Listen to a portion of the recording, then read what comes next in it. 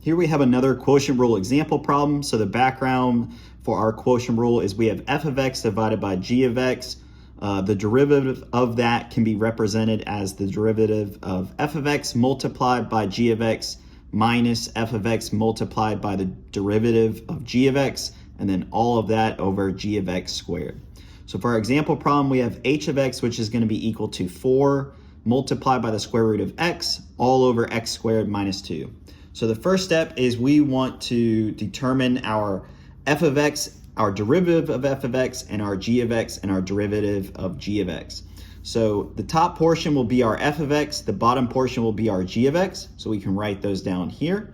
And then the derivatives of those functions will be 2x to the negative 1/2 power. So we use the power rule to get this derivative. And then for g of x, it's going to be 2x. We also use the power rule to get this derivative as well.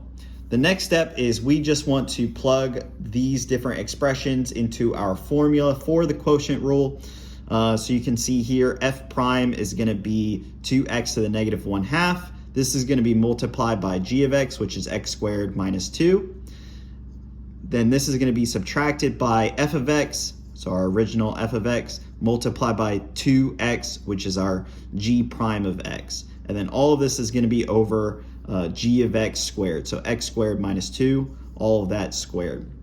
The final step is basically just simplifying this top, multiplying the top out, and then simplifying. So we have 2x to the 3/2 minus 4x to the negative 1/2 minus 8x to the 3/2.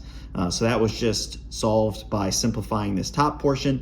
All of that is going to be over our x squared minus 2, the square of that. And then we can continue to simplify this top, and we'll get negative 6x to the 3/2 minus 4x to the negative 1/2. All of this over x squared minus 2 squared.